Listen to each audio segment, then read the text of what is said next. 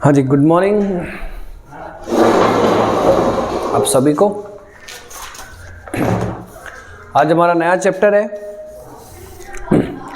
Redemption of preference share. Corporate accounting का नया chapter है रिडम्पशन ऑफ प्रेफरेंस शेयर।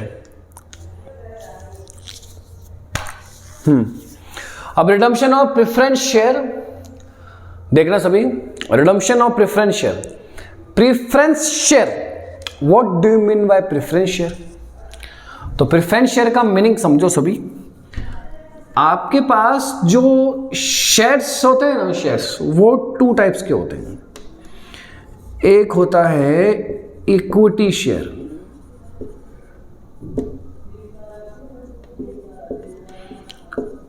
और एक होता है प्रेफरेंस शेयर। ठीक है,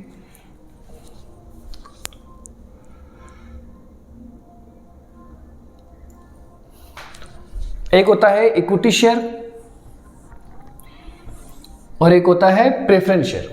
तो ध्यान से समझो, इक्विटी शेयर क्या होता है और प्रेफरेंस शेयर क्या होता है। देखो, इक्विटी शेयर मैं ज्यादा बात नहीं करूंगा आपसे, सिंपल सी बात करूंगा। हमारा शेयर वाला चैप्टर नहीं चल रहा है, ये बेसिक चैप्टर चल रहा है। इक्विटी शेयर मतलब होता है कि कंपनी के जो मेन ओनर होते हैं, रियल ओनर होते हैं, मतलब कंपनी के पास सबसे लास्ट में जो बचता है ना, चाहे प्रॉफिट हो चाहे एसेट्स हो, वो किसको मिलती है? इक्विटी शेयर को मिलती है। ठीक है, और प्रेफरेंस शेयर को बस ये है कि इक्विटी शेयर से पहले मिलती है। इक्विटी शेयर से क्या मिलती है? पहले मिलती है। इक्विटी शेयर से पहले मिलेगी इनको, प्रेफरेंस शेयर वालों को। दोनों ओनर ही होते हैं, बस फर्क क्या होता है कि प्रेफरेंस शेयर को थोड़ा सा क्या मिलता है पहले, और फिर उसके बाद में क्या मिलता है? इक्विटी शेयर को। तो पहला डिफरेंस। दूसरा, ठीक है, अब दूसरा डिफरेंस ये है कि इक्विटी शेयर कभी भी रिडीमेबल नहीं हो सकते, लेकिन प्रेफरेंस शेयर जरूर क्या हो सकते हैं? रिडीमेबल भी हो सकते हैं और इरिडीमेबल भी हो सकते हैं। What do you mean bye redeemable and irredeemable?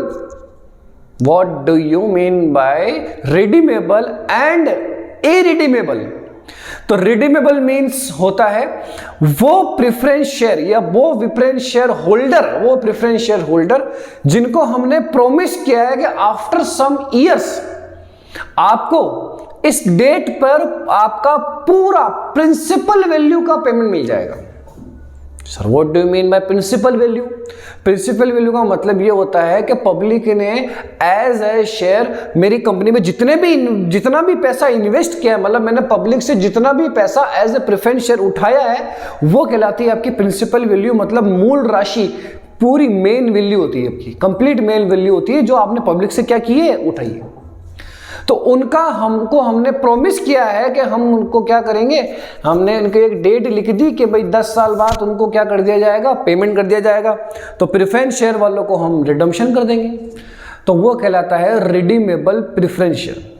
क्या कहलाता है? Redeemable preference share. ऐसे प्रेफरेंस शेयर्स जिनका आफ्टर सम ईयर्स पेमेंट कर दिया जाता है और वो डेट पहले से ही क्या कर ली जाती है, मतलब ईयर पहले से ही डिसाइड कर लिया जाता है। माना कि चलो मैं आपको साधारण एग्जांपल देता हूँ। अगर मैं आपको बेसिक एग्जांपल में लाऊं तो बेसिक एग्जांपल ये है कि अगर मैं किसी से लोन लेके आया, 1 लाख रुपए का किसी से लोन लेके आया और मुझे उसने बोल दिया कि भाई तेरे को 1 साल तक ये मैं लोन दूंगा, 1 साल तक तू मेरे को ब्याज दे, इंटरेस्ट दे, और उस 1 साल बाद तुझे ये मुझे क्या करना पड़ेगा? लोन पूरा वापस करना पड़ेगा। तो बताओ, उसका 1 लाख रुपए मैंने कब तक रखा मेरे पास? पूरे 1 साल तक मैंने मेरे पास रखा 1 लाख रुपए। अब है ना, वो 1 लाख रुपए मेरे पास पड़ा है, तो जब तक मेरे पास उसका पैसा पड़ा है तब तक मैं उसको इंटरेस्ट पे करते जाऊंगा। लेकिन उसने मेरे को ड्यू डेट लिख दी कि इस डेट को, अगले साल की इस डेट को मेरे पास मेरे पूरी प्रिंसिपल वैल्यू का पेमेंट आना चाहिए। प्रिंसिपल वैल्यू का मतलब हो गया पूरी मेन वैल्यू का पेमेंट मेरे पास आ जाना चाहिए। तो बताओ, जिस दिन वो ड्यू डेट होगी उस दिन मैं जाके 1 लाख रुपए पूरा क्या कर दूंगा? उसको पेमेंट कर दूंगा। तो ये होता है प्रिंसिपल वैल्यू।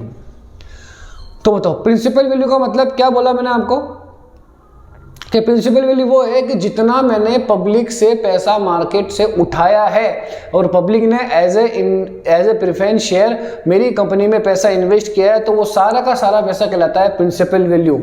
तो अगर मैंने 10 साल, मतलब 10 साल तक बोल दिया कि 10 साल बाद आपको आपके प्रेफरेंस शेयर का पेमेंट मिल जाएगा, तो आफ्टर 10 ईयर्स अगर इनका पेमेंट मिल जाएगा, तो अब हम आज उस डेट पे खड़े हैं जिस दिन इनको पेमेंट करना है। इशू किए हुए उस बात को 10 साल हो गए, इशू किए हुए उस बात को क्या हो गए 10 साल। तो इशू करने वाली एंट्री या तो आपने पढ़ ली होगी issue of shares and forfeiture of shares में, या फिर आगे जाके पढ़ लेना आप, मेरी क्लासेस रिकॉर्ड होगी सारी की सारी, ठीक है, सारी की सारी रिकॉर्डेड क्लास रहेगी उस चैप्टर की, या तो पढ़ ली होगी या फिर पढ़ लेना आप उस चैप्टर को। अरे नहीं पढ़ा है तो 12th क्लास में तो पढ़ा होगा ना, इशू ऑफ शेयर्स, चाहे सीबीएसई बोर्ड हो चाहे आरबीएसई बोर्ड हो, तो वहाँ सीखा होगा ना issue of shares, share issue करते हैं तो याद हो कुछ आपको, application, allotment, first call, second, तो वो सारी बातें क्या थी बेटा इशू वाली। और आज हम कौन सी डेट पे खड़े हैं, आज हम उस डेट पे खड़े हैं जिस दिन हमें उसको कंप्लीट पेमेंट करना है, पूरा पेमेंट करना है। आज वो पेमेंट लेने हमारे पास आ गया है बाहर, आज मुझे उसको पूरा कंप्लीट पेमेंट करना है, कुछ भी हो जाओ, क्योंकि आज का प्रॉमिस किया हुआ है, एग्रीमेंट साइन किया हुआ है, बॉन्ड साइन किए हुए हैं, डील साइन की हुई है, सब कुछ साइन किया हुआ है। आज किसी भी हालत में मुझे कहीं से भी पैसे अगर मतलब नहीं हो तो मुझे अरेंज करके देने पड़ेंगे, और है तो अच्छी बात है। तो ये होता है आपका रिडीमेबल प्रेफरेंस शेयर। मतलब पहली बात तो मैंने आपको क्या बोला कि आपके चैप्टर का नाम है रिडम्पशन ऑफ प्रेफरेंस शेयर। तो पहली बात हमने क्या देखी, शेयर्स 2 टाइप्स के होते हैं, एक होता है इक्विटी शेयर और एक क्या होता है preference share. Preference share 2 types के होते हैं, एक होते हैं रिडीमेबल प्रेफरेंस शेयर और एक होते हैं irredeemable preference share. Irredeemable preference share तो वो हो गए वो प्रेफरेंस शेयर होल्डर जिसको हमने कोई भी प्रॉमिस नहीं किया, बस हमने तो उसको शेयर इशू किया और उनके बदले उनसे पैसे ले लिए। मतलब उनको पैसा कब मिलेगा, जब कंपनी वाइंडिंग अप हो जाएगी। वाइंडिंग अप का मतलब यह होता है कि कंपनी बंद हो जाएगी, लिक्विडेशन हो जाएगा कंपनी का, या फिर पार्टनरशिप के लैंग्वेज में बोलो तो डिसोल्यूशन हो जाएगा, समापन हो जाएगा कंपनी का। तो हम इरिडीमेबल का कंसेप्ट नहीं कर रहे हैं, हम कौन से वाले प्रेफरेंस शेयर का कंसेप्ट कर रहे हैं, रिडीमेबल प्रेफरेंस शेयर का कंसेप्ट कर रहे हैं। कॉन्सेप्ट प्रेफरेंस शेयर का, रिडीमेबल वाले प्रेफरेंस शेयर का।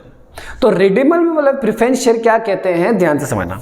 रिडीमेबल प्रेफरेंस शेयर कहते हैं कि सर हम आपकी कंपनी में इस शर्त पे पैसा इस शर्त पे पैसा लगा रहे हैं, इस शर्त पे आपका पैसा शेयर खरीद रहे हैं कि आप हमें आफ्टर 10 ईयर्स इस डेट को पेमेंट कर दोगे। मैंने बोला चलो ठीक है, डन। और आज वो डेट आ गई, इशू किए थे 10 साल पहले इशू किए थे, और आज वो डेट आ गई। आज की डेट पे मुझे उन प्रेफरेंस शेयर वालों को क्या करना है, पूरा पेमेंट करना है। तो प्रेफरेंस शेयर वालों को पूरा पेमेंट करना है, तो पूरा पेमेंट करने के लिए क्या लाइन लिखी है, रिडीमेबल प्रेफरेंस शेयर। मैंने जानबूझ के ये वर्ड डाला है सर रिडीमेबल, क्योंकि बेटा मैं केवल प्रेफरेंस शेयर लिखता ना तो आपको अगर किसी को नॉलेज होती तो आप सवाल पूछते कि सर कौन सा वाले प्रेफरेंस शेयर। प्रेफरेंस शेयर बहुत सारे तरीके के होते हैं, बहुत तरीके के होते हैं, 7-8-10 तरीके के होते हैं। तो आपको मैंने तो सिर्फ कौन सा लिख दिया, डायरेक्टली लिख दिया कि ऐसे प्रेफरेंस शेयर का पेमेंट कर रहे हैं जो रिडीमेबल वाले हैं। तो redeemable preference shares are redeem, repayment. इसका रिडीम का दूसरा नाम क्या है, मैंने आपको लिख दिया रीपेमेंट। रिडीम का मतलब अगर नहीं समझ में आता है ना, तो इसका मतलब मैंने क्या लिख दिया, रीपेमेंट। मतलब हम वापस उसको रीपे कर रहे हैं, पहले लिया था और अब क्या कर रहे हैं, रीपे कर रहे हैं। अब वो प्रीमियम पे मतलब एट पार में भी पेमेंट हो सकता है, एट पार मीन्स सममूल्य, और एट प्रीमियम पे भी पेमेंट हो सकता है, मीन्स एट प्रीमियम। चलो देखो, तो ये तो था हमारा चैप्टर का मीनिंग। बताओ क्या था चैप्टर का meaning, redemption of preference share. Preference share का हमको क्या करना है, रिडम्पशन करना है। रिडम्पशन मतलब प्रेफरेंस शेयर का हमको क्या करना है, आज भुगतान करना है। रिडीमेबल प्रेफरेंस शेयर की आज ड्यू डेट आ चुकी है, उस आज ड्यू डेट को मुझे पेमेंट करना है। वो जो ड्यू, अब वो पेमेंट एट पार पे भी हो सकता है और या फिर किस पे हो सकता है, एट प्रीमियम पे भी हो सकता है। ठीक है, चलो अब आगे देखो। अब जर्नल एंट्री पे ध्यान देना। जो सबसे पहले कॉमन एंट्री, सबसे पहले जो एंट्री होगी उस पर फोकस करना। जो पहली एंट्री होगी वो पहली एंट्री कहलाती है ड्यू की एंट्री। पहली एंट्री जो कहलाती है वो कौन सी कहलाती है, ड्यू की एंट्री। तो पहली एंट्री बताओ, preference share capital account DR, premium on redemption of preference share account DR, और 2 में प्रेफरेंस शेयर होल्डर। तो बताओ सर पहली एंट्री कौन सी एंट्री हो गई, ड्यू की एंट्री हो गई, preference share capital account DR, और premium on redemption of preference share account DR, और 2 में होगा हमारे पास प्रेफरेंस शेयर होल्डर। ये फर्स्ट एंट्री। तो बताओ फर्स्ट एंट्री क्या करिए, फर्स्ट एंट्री होती है ड्यू की एंट्री। सर ड्यू करना बहुत जरूरी है ताकि पता चले हमको टोटल पेमेंट कितना करना है। तो पहली एंट्री हो गई preference share capital account DR और premium on redemption of preference share account DR, और 2 में लिखोगे पीएस होल्डर। चलो ये फर्स्ट एंट्री। चलो सर ये फर्स्ट एंट्री समझ आ गई हमको। अब बताओ कि भाई कंपनी के जो डायरेक्टर्स हैं, कंपनी के क्या हैं, डायरेक्टर्स हैं, कंपनी के जो डायरेक्टर्स हैं अब वो पैसों का बंदोबस्त करेंगे। ध्यान रखना किसका बंदोबस्त करेंगे, तो पैसों का बंदोबस्त करने के लिए वो सबसे पहले तो वो क्या करेंगे, एक डिसीजन लेंगे कि इक्विटी शेयर इशू करे या ना करे। तो कभी कभी क्या होता है कि कंपनी के पास सफिशिएंट मनी पड़ी है प्रेफरेंस शेयर वालों को पेमेंट करने के लिए, लेकिन फिर भी कंपनी इक्विटी शेयर क्या करती है, इशू, क्योंकि वो अपना जनरल रिजर्व मतलब अपना कंपनी का गुल्लक P&L पूरा का पूरा खाली नहीं रखना चाहती, पूरा का पूरा खाली नहीं रखना चाहती। क्यों? क्योंकि अगर बेटा पूरा जनरल रिजर्व और P&L खाली हो गया तो अगर कोई नए इन्वेस्टर आए, नए लोग अगर कंपनी में जुड़ना चाहेंगे तो वो तो देखेंगे तो यार बैलेंस शीट के अंदर तो इनका जनरल रिजर्व पूरा खाली पड़ा है, पूरा का पूरा नील पड़ा है। तो कंपनी, ये रीजन भी होता है कि सारा का सारा जैसे 10 लाख रुपए का पेमेंट करना है प्रेफरेंस शेयर वालों को, अब यहाँ पर है ना बेटा 15 लाख पड़े हैं जनरल रिजर्व में, लेकिन कंपनी फिर भी इक्विटी शेयर क्या कर रही है, इशू कर रही है। कंपनी फिर भी इक्विटी शेयर क्या कर रही है, इशू। अब आप एक बात बताओ, कंपनी इक्विटी शेयर किसके लिए इशू कर रही है? कंपनी इक्विटी शेयर इशू कर रही है सिर्फ और सिर्फ प्रेफरेंस शेयर वालों को पेमेंट करने के लिए इशू कर रही है, ताकि भाई मैं क्या करूं, पब्लिक से और अदर पब्लिक को मैं इक्विटी शेयर इशू करूं और वहां से जो पैसा आएगा वो मैं किसको पकड़ा दूंगा, प्रेफरेंस शेयर वालों को पकड़ा दूंगा। क्लियर है क्या?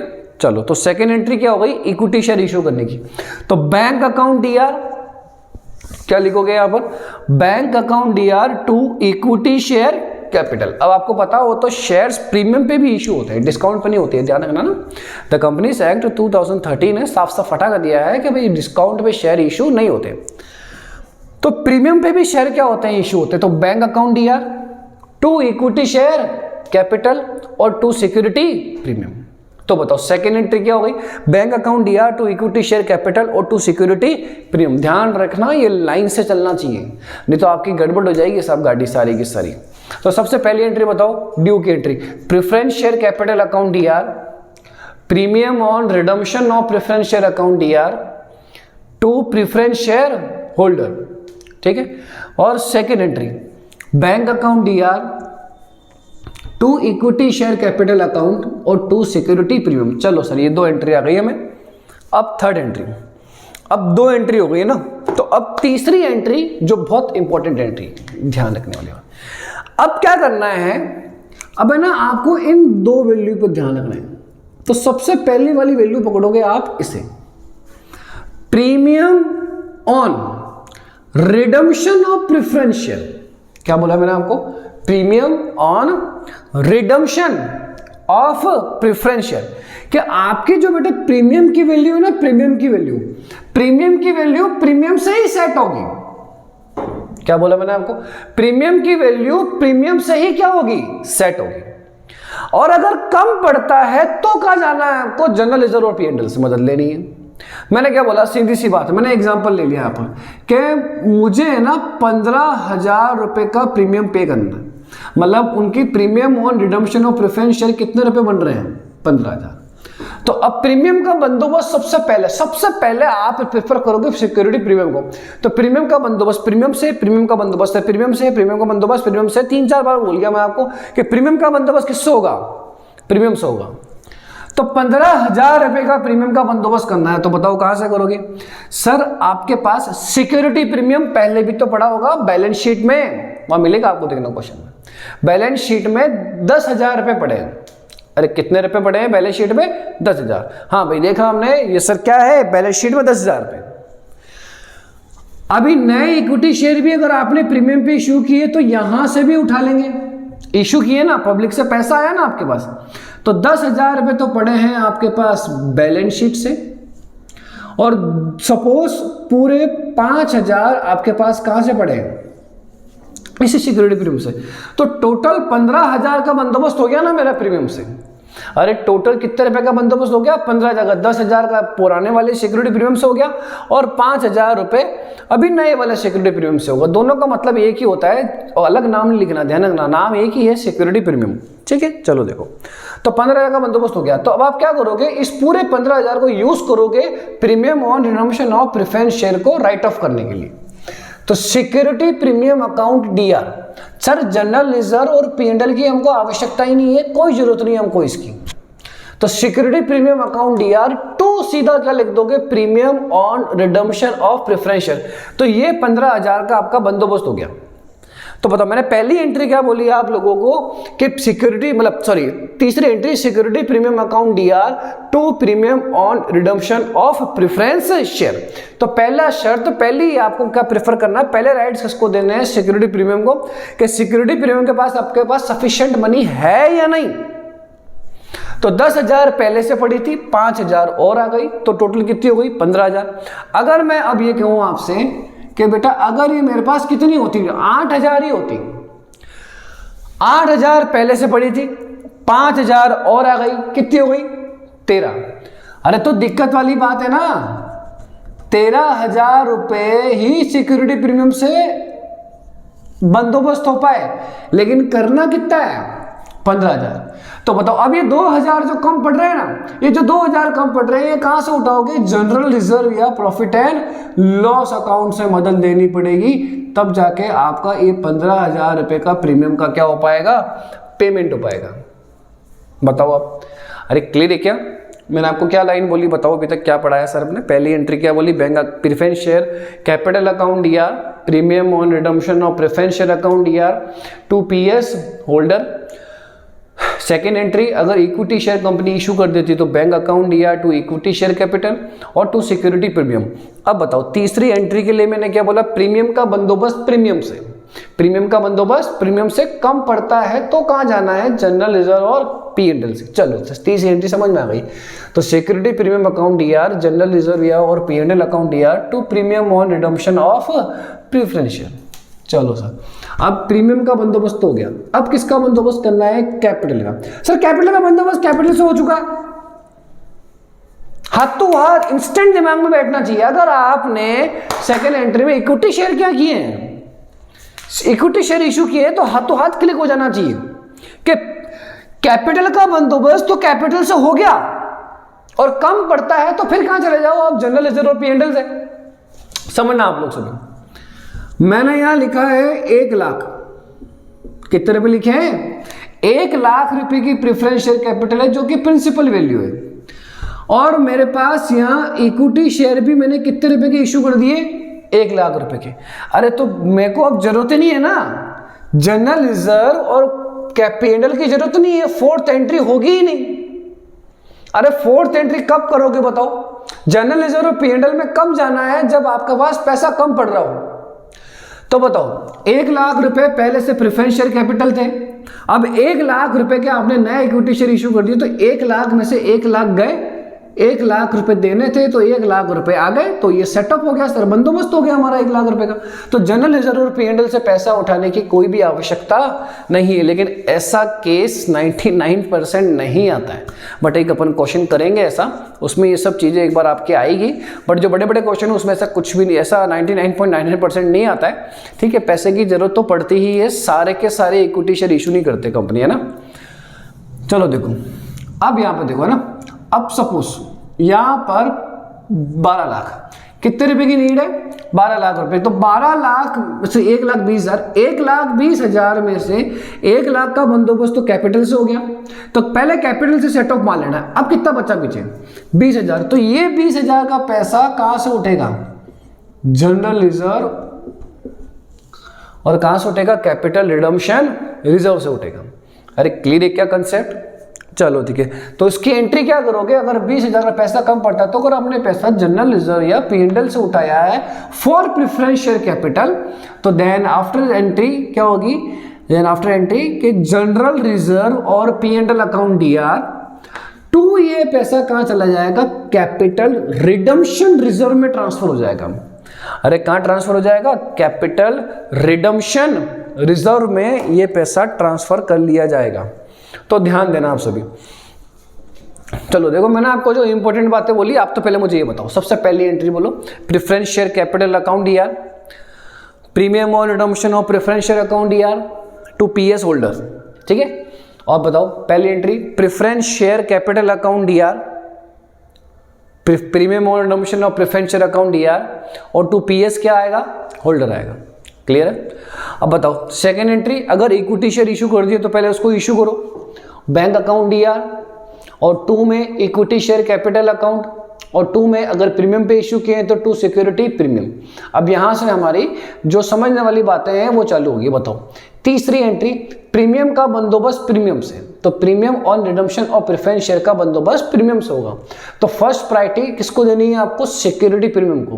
पहले तो प्रीमियम का बंदोबस्त प्रीमियम से ही होना है, तो पहले आपको अपना पूरा सिक्योरिटी प्रीमियम टोटल कर लेना है, जो बैलेंस शीट में दिया हुआ है वो भी, और जो नए इक्विटी शेयर इशू करके उसके साथ आया वो भी। तो सबको जोड़ के अगर आपका प्रीमियम और रिडम्पशन ऑफ प्रेफरेंस शेयर के बराबर हो जाता है तो आपको जनरल रिजर्व और पीएनएल की मदद नहीं लेनी, क्योंकि हमारा उसी से ही पैसा क्या हो गया, सेटअप हो गया। तो अगर कम पड़ता है तो फिर आपको जनरल रिजर्व और पीएनएल की मदद लेनी। तो बताओ इसकी एंट्री क्या होगी, प्रीमियम के बंदोबस्त करने की एंट्री, सिक्योरिटी प्रीमियम सबसे पहले, फिर जनरल रिजर्व और पीएनएल अकाउंट डीआर, और टू क्या करोगे आप लोग, premium on redemption of preference share. चलो प्रीमियम का बंदोबस्त तो हो गया। अब प्रिंसिपल वैल्यू का बंदोबस्त, प्रिंसिपल वैल्यू दिमाग में आता ही आपके पास क्या करना है कि कैपिटल का पैसा कैपिटल से सेट हो चुका है, कैपिटल से पैसा कैपिटल का जो पैसा है कैपिटल से क्या हो चुका है, सेट हो चुका है। मैंने कैपिटल का पैसा कैपिटल से ही क्या कर लिया, वापस रिसीव कर लिया। तो 1,20,000 रुपए प्रेफरेंस शेयर कैपिटल है, प्रिंसिपल वैल्यू, फिर उसमें से 1 लाख रुपए तो मैं यही कट कर लूंगा, क्योंकि मैंने नए इक्विटी शेयर कर लिया, मतलब 1 लाख रुपए का बंदोबस्त तो मैंने यही कर लिया। उसके बाद जो बचता है, तो अगर कम पड़ता है तो आपको कहा जाना है जनरल रिजर्व और पीएनएल अकाउंट डीआर, और टू में क्या लिखोगे, कैपिटल रिडम्पशन रिजर्व। समझ आई बात कि कैपिटल का बंदोबस्त अगर आप जनरल रिजर्व और पीएनएल से करोगे तो टू में कंफर्म क्या डालना, प्रेफरेंस शेयर कैपिटल नहीं आएगा, वो आएगा कैपिटल रिडम्पशन रिजर्व। चलो, और लास्ट में जब पूरा बंदोबस्त हो जाता है तो पांचवी एंट्री क्या होती है, preference share holder account DR, और टू में लिखोगे आप लोग bank, preference share holder account DR to bank. क्योंकि टोटल बंदोबस्त हो चुका है कि ये प्रेफरेंस शेयर होल्डर को पूरा पेमेंट मिल जाएगा 1,35,000 का, जो भी लिखा है, ये फॉर एग्जाम्पल लिखा मैं। चलो अब आओ क्वेश्चन नंबर फर्स्ट का 6th point, question number first का 6 पॉइंट है ना।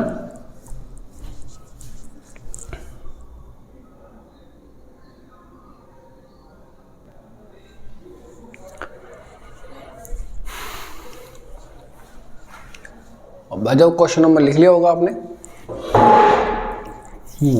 क्वेश्चन नंबर फर्स्ट का 6 पॉइंट। सर बाकी के पॉइंट आप ट्राई मार लीजिएगा सेल्फ, और परेशानी है तो आपको फोटो भेज देंगे, बट हर एक पॉइंट में कुछ ना कुछ है। किसी में शेयर इशू कर रहा है, किसी में शेयर इशू नहीं कर रहा है, किसी में पैसा पहले से पूरा पड़ा है। बट 6th पॉइंट ऐसा है जिसमें अभी तक हमने जो भी सीखा ना वो सारा का सारा आ जाएगा यहाँ पर।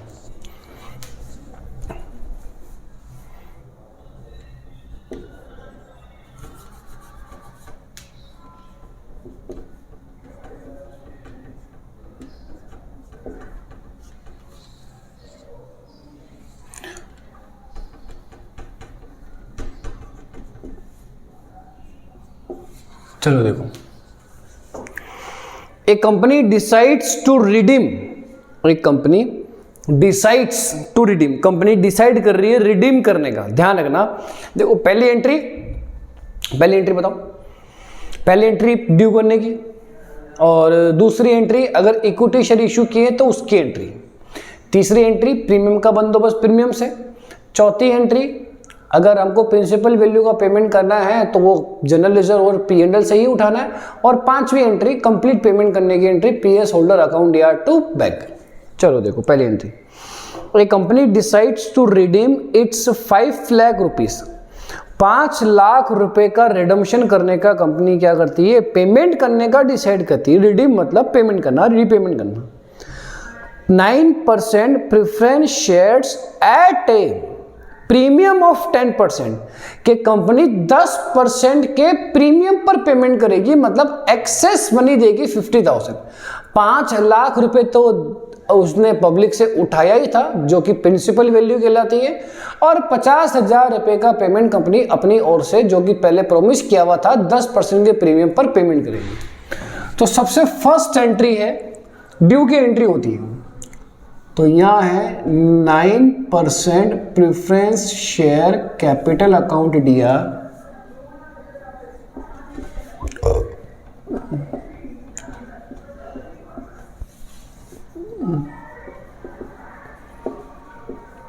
फिर premium on redemption of preference share account दिया, इसी का 10%, और 2 में आ जाएगा पीएस होल्डर। ठीक है, एंट्री नंबर 2, 20,000 इक्विटी शेयर, क्या लिख रखा है, 20,000 equity shares of 10 rupees each are issued for cash at a premium of 5% for the purpose of redemption. अरे कंपनी इक्विटी शेयर क्यों इश्यू कर रही है, किस पर्पस से, किस उद्देश्य से, किस ऑब्जेक्ट से इश्यू कर रही है कंपनी, ताकि प्रेफरेंस शेयर को क्या किया जा सके, रिडम्पशन किया जा सके। अब चाहे P&L में हमारे पास सफिशिएंट मनी हो या नहीं हो, ज्यादा हो या कम हो, नो मैटर, आपको कंपनी ने बोल दिया ना इक्विटी शेयर इश्यू करो, बात खत्म। इक्विटी शेयर इश्यू करने पड़ेंगे आपको, चाहे आपके पास पेमेंट हो या नहीं हो, चाहे दुनिया भर का पेमेंट हो या पेमेंट नहीं हो, आपको तो इक्विटी शेयर इश्यू करने पड़ेंगे। तो सेकंड एंट्री क्या होगी बताओ, सेकंड एंट्री होगी bank account D R, bank account D R, equity share issue कर रहे हो, और 2 में लिखेंगे इक्विटी शेयर कैपिटल अकाउंट। तो बताओ हमने इक्विटी शेयर इश्यू कितने रुपए के किए हैं, 20,000 इक्विटी शेयर, पहले एंट्री कर लो, bank account DR to equity share capital, इसमें ध्यान रखना, इस केस में पहले आपको एंट्री कर लेनी है, और 2 सिक्योरिटी प्रीमियम। अब वैल्यू कैसे आएगी, 50,000 मल्टीप्लाई बाय 20,000 मल्टीप्लाई बाय 10, तो 2 लाख रुपीस तो यहां हो गए, और ये प्रीमियम पे इश्यू किया है, तो प्रीमियम का परसेंटेज है 5%, तो जो कि ऑलवेज फेस वैल्यू पे ही कैलकुलेट होता है। तो फेस वैल्यू 10 रुपए है, 10 रुपए का 5% होता है, रटना नहीं है आधे बच्चों के दिमाग में, 5 रुपए आ गया होगा, वो 100 रुपए का 5% होता है। 10 रुपए का 5% कैलकुलेटर लो, जो गणना सूचक यंत्र खरीद के लेके आए हो ना 200 या 250 रुपए में, तो उसको यूज लो बेटा। 10 रुपए का 5% 0.5, तो 20,000 को 0.5 से इंटू करो, 10,000 हो गया, तो ये टोटल 2,10,000। अब मैंने आपको क्या बोला कि ये 2 वैल्यू है, 2 एंट्री है, उसके बाद जो है आपको राइट ऑफ करने हैं बैलेंसेस, तो ध्यान से समझना। अब आगे कुछ पढ़ो, देखो आपके पास पैसा है कि नहीं है। The balance at the credit balance है, तो मतलब मेरी इनकम ही है, मेरा प्रॉफिट ही है, of its profit and loss account being 12,30,000। भाई P&L का क्रेडिट बैलेंस है, इसका मतलब साहब कंपनी का ये प्रॉफिट है, डेबिट बैलेंस होता तो लॉस होता है, ध्यान रखना। P&L का डेबिट बैलेंस क्या कहलाता है, लॉस, और क्रेडिट बैलेंस क्या कहलाता है, प्रॉफिट। तो credit of its profit and loss account being 12,30,000। Sir 12,30,000 रुपए पड़े, फिर भी कंपनी ने इक्विटी शेयर इश्यू किए, तो मैं कोई अब ज्यादा इस बात को घुमाऊंगा फिरूंगा नहीं, कंपनी की अपनी मर्जी, कंपनी जाने वो जाने, हाँ हम तो अकाउंटेंट है, उसने जैसा बोला हमने अकाउंटिंग कर ली, बात खत्म। चलो देखो, अब 12,30,000 रुपए पड़े तो कोई टेंशन नहीं, सोचना ही नहीं है मेरे को, मैंने दुनिया भर का पैसा पड़ा उसमें। तो थर्ड एंट्री बताओ, मैंने क्या बोला, प्रीमियम का बंदोबस्त होगा प्रीमियम से, तो प्रीमियम की वैल्यू कितने रुपए है, 50,000, तो 50,000 का बंदोबस्त पहले आपको प्रीमियम से करना है। तो देखो पहले से कोई सिक्योरिटी प्रीमियम का बैलेंस है क्या, नहीं सर पहले से तो कोई सिक्योरिटी प्रीमियम है ही नहीं, आपके पास तो सिर्फ 12,30,000 ही पड़ा है पूरा का पूरा। क्या पढ़ा है, बस सिर्फ P&L का बैलेंस दिया है। तो हम मान कैसे ले रहे हैं कि सिक्योरिटी प्रीमियम हमारे पास पहले था या नहीं था।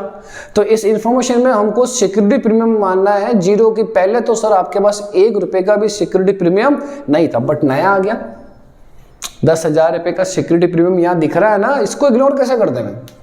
तो ये 50,000 का बंदोबस्त करना है, जिसमें से 10,000 रुपये तो इस नए वाले सिक्योरिटी प्रीमियम की मदद से हो जाएंगे। और अब पैसा कम पड़ रहा है तो वो कहाँ से हो जाएगा, प्रॉफिट एंड लॉस अकाउंट से हो जाएगा। तो 40,000 रुपये का बंदोबस्त हम, बाकी का 40,000 का बंदोबस्त कहाँ से करेंगे, P&L से। तो to premium on redemption of preference share 50,000, ठीक है। एंट्री नंबर 4, अब ध्यान से समझना। अब एंट्री नंबर 4 बताओ सर, प्रीमियम का बंदोबस्त हो गया, अब कैपिटल का बंदोबस्त। सर हाथों हाथ, अरे समझाया था ना भाई, कैपिटल का बंदोबस्त कैपिटल से हो चुका है काफी, इक्विटी शेयर इशू किए ना, तो 5 लाख में से 2 लाख का बंदोबस्त तो यहां हो गया इक्विटी शेयर इशू करके। अब रिमेन कितना बचा पीछे, सर पीछे 3 लाख बचा, तो 3 लाख मेरे पास बचा है, तो फिर मेरे पास और कोई चारा नहीं है, मुझे कहां से उठाना पड़ेगा, P&L से। और P&L में 12,30,000 रुपये पड़े हैं सर, 40,000 यूज कर लिए तो भी 11,90,000 रुपये पड़े हैं, तो मेरे को 3 लाख उठाने में कोई परेशानी नहीं आएगी। P&L अकाउंट DR2 में इस वैल्यू को कहां पर डालोगे आप लोग, CRR कैपिटल रिडम्पशन रिजर्व में डालोगे आप लोग। Entry number 5 PS holder account DR2 में लिखा जाएगा टू बैंक। तो टोटल 5,50,000 रुपए का पेमेंट कर दिया जाएगा, जितने से PS होल्डर क्रेडिट है उतने से PS होल्डर डेबिट हो जाएगा। तो इस तरीके से सब पूरे चैप्टर में यही करना है, पूरे चैप्टर में इन 5 एंट्री के अलावा कुछ नहीं आएगा। समझ आई बात, चलो लिखो उसको। हो ना, आज के लिए बहुत है, फिर अगली क्लास में मिलेंगे, कुछ बड़े बड़े क्वेश्चंस करेंगे। तो एक बार ये सब रीड करके आना आप सब, ये ना आप सब रीड करके आना इसको।